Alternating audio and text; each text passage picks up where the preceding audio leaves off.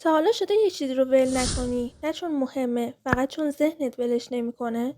راستش خیلی از چیزایی که اذیتمون میکنن اصلا به اندازه‌ای که فکر میکنیم مهم نیستن، ولی ذهن ما دوست داره بزرگشون کنه، بچرخونتشون و هی دوباره اونا رو بیاره جلو چشممون.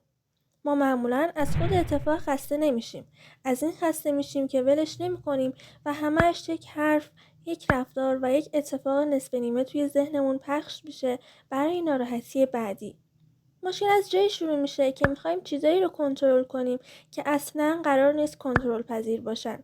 آدما همونطور که هستن رفتار میکنن، زندگی هم کار خودش رو میکنه و ما وسط اینا داریم خودمون رو با ای کاش ها و اگرها خفه میکنیم. یه حقیقت ساده هست که هممون دیر میفهمیم. اونم اینه که همه چی دست ما نیست، ولی حال ما چرا؟ تو نمیتونی گذشته رو عوض کنی و نه رفتار بقیه رو، ولی میتونی تصمیم بگیری که این اتفاق قراره چقدر از ذهنت رو اشغال کنه. ما خیلی وقتها آرامشمون رو میذاریم گروی چیزایی که فرداش ممکنه نباشن. یعنی وابسته میشیم به نتیجه ها، به تایید از دیگران و به اینکه یکی دقیقا همونطوری رفتار کنه که ما توی ذهنمون چیدیم. و وقتی نمیشه فکر میکنیم که زندگی با ما سر لج افتاده، در حالی که شاید فقط زیادی به یه باور اشتباه تکیه کردیم. ما قرار نیست بی احساس و بی خیال باشیم، فقط قراره یاد بگیریم همه چیز رو انقدر سفت و سخت نگیریم. جالبه که بدونید یه بخش بزرگی از ناراحتی هامون از توقعایی میاد که حتی به کسی نگفتیمشون. یعنی انتظار داریم ما رو بفهمن بدون اینکه توضیح بدیم. انتظار داریم بمونن بدون اینکه بدونن مهمن. زندگی اما خیلی ساده تر از این حرف هست.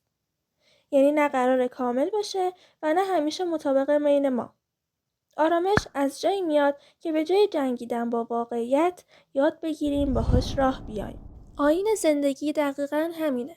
نسخه جادویی و حرفای کلیشه‌ای نداره. فقط یک چیز ساده رو یادآوری میکنه. اونم اینه که تو لازم نیست همه چیز رو درست کنی تا حالت خوب بشه. بعضی چیزا با فکر کردن حل نمیشن، بلکه با رها کردن حل میشن. بنابراین تنها چیزی که باید بدونی اینه که آرامش از وقتی شروع میشه که میفهمی همه جنگ‌ها ارزش جنگیدن ندارن، بلکه بعضی‌ها فقط ارزش رها کردن دارن.